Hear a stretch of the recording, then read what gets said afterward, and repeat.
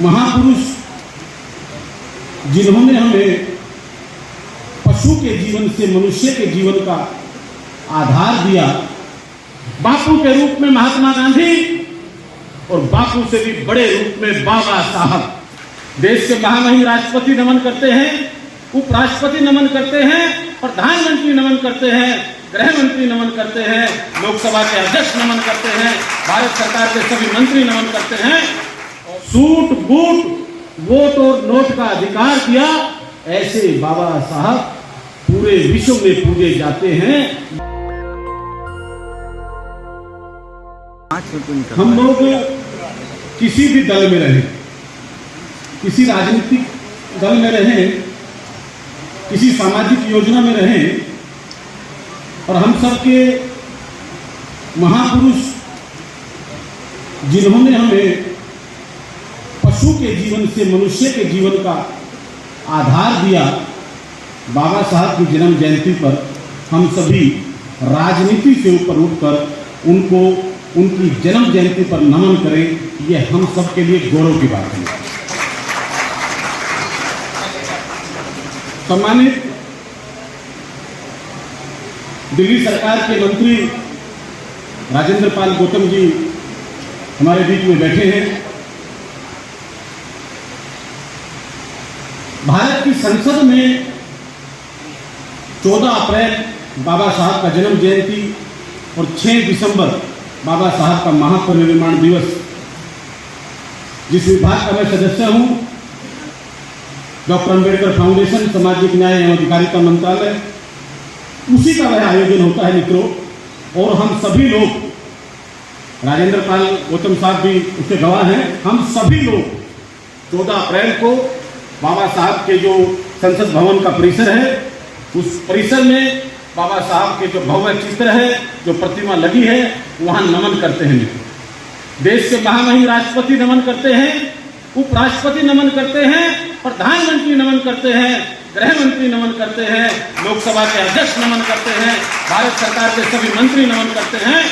और मैं और राजेंद्र पाल गौतम साहब अक्सर पिछले लगभग 10-12 वर्षों से जब भी सामाजिक राजनीतिक जीवन में हम लोग हैं, अक्सर हम लोग वहाँ मिलते भी हैं, और हम लोग राजनीति से ऊपर हटकर एक जयघोष करते हैं, भारत रत्न बाबा साहब अम्बेडकर अमर रहे, अमर रहे। मित्रों, वो आवाज जो संसद से गूंजती है, वो देश की हर विधानसभा में गूंजती है 14 अप्रैल को।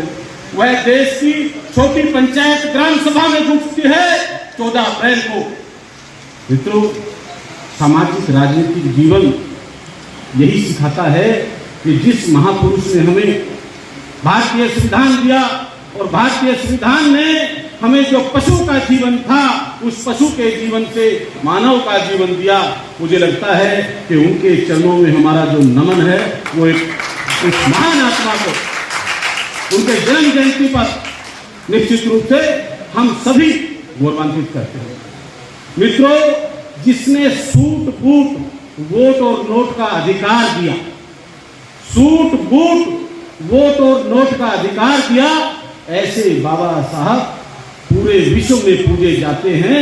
यह हम सब का गौरव है मित्रों कि हम उस वर्ग से आते हैं जिस वर्ग से इस दुनिया का सबसे ज्यादा शिक्षित वर्ग का हमारा बाबा साहब भारत रत्न डॉक्टर भीमराव अंबेडकर आते हैं। मित्रों, हमारे लिए गौरव की बात है, भारत में 2 ही महापुरुषों को उपाधियों से जाना जाता है, बापू के रूप में महात्मा गांधी और बापू से भी बड़े रूप में बाबा साहब। यह हम सबके लिए गौरव की बात है। हम सभी आज उनकी जन्म जयंती पर नमन कर रहे हैं। 131वीं जन्म जयंती है मित्रों। और बाबा साहब एक ऐसी शख्सियत रहे हैं, जो भी मनुष्य, जो भी इस संसार में आया है मित्रों, वह 2 दिन जाना जाता है। एक दिन 14 अप्रैल, जिस दिन उनका जन्म हुआ, उसके बाद जिस दिन वो सामाजिक कार्यों के साथ अपने जीवन को पूरा करते हैं, महापरिनिर्वाण होता है। बाबा साहब का जन्म दिवस 14 अप्रैल है, महापरिनिर्वाण दिवस 6 दिसंबर है। वो साल में 2 बार नहीं 3 बार पूजे जाते हैं। तीसरा दिवस है 26 नवंबर संविधान दिवस का अवसर है, जब हम उनको पुष्पांजलि करते हैं, जब पूरे देश दुनिया में हम उनको याद करते हैं। मित्रों, चाहे बाबा साहब की जन्मस्थली महू, जहां लाखों लोग, मध्य प्रदेश का वह महू छावनी क्षेत्र जो मौजूदा समय में डॉक्टर अंबेडकर नगर हो गया है, लाखों लोग वहां आते हैं मित्रों, कि हमारे गार्जियन, हमारे महापुरुष बाबा साहब अंबेडकर ने जहां अंतिम सांस ली, 26 अलीपुर रोड, दिल्ली का केंद्रीय सचिवालय के नजदीक, राज्य सचिवालय के नजदीक का क्षेत्र है। सामने ही माननीय मुख्यमंत्री जी का निवास है। पूर्व में विधानसभा अध्यक्ष जी प्रेम सिंह जी का भी वही निवास था।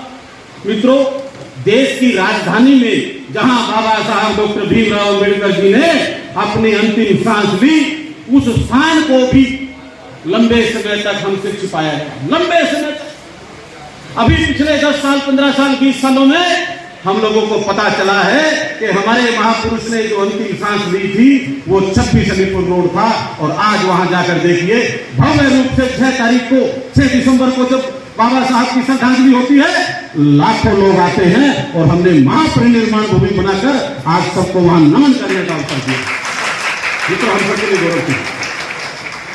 मित्रों, जब इस देश के सम्मानित मंत्री, जिस विभाग में राजेंद्र पाल गौतम साहब हैं, वह जब जाते हैं देश दुनिया में, तो सैर सपाटों के लिए नहीं जाते हैं, जाते हैं सामाजिक चिंतन के लिए। ऐसे ही जिस विभाग के राजेंद्र पाल गौतम साहब मंत्री हैं, मेरे मित्र और मेरे साथ ही राष्ट्रीय योजना में उपाध्यक्ष रहे, मौजूदा समय में पूर्व में महाराष्ट्र सरकार में सामाजिक न्याय मंत्री थे। हम लोग लंदन गए मित्रों, लंदन। जब हम लंदन गए, हम लोगों को जानकारी आई कि बाबा साहब डॉक्टर भीमराव अंबेडकर ने जहां जिस हॉस्टल में रहकर, जिस जगह पर रहकर अपनी शिक्षा ग्रहण करी, जहां से उन्होंने अपनी मुख्य उपाधि डीलिट ली, वह भवन नीलाम हो रहा था। उसकी नीलामी के विज्ञापन जारी हो रखे थे। लंदन सहित देश भर के लोग, बुद्धिजीवी लोग हमसे चिंता करते थे, कुछ उलाने देते थे, कुछ कहते थे कि साहब आप लोग बड़ी सत्ता में हैं और बाबा साहब का जो स्थल है लंदन में, उसको नीलाम किया जा रहा है।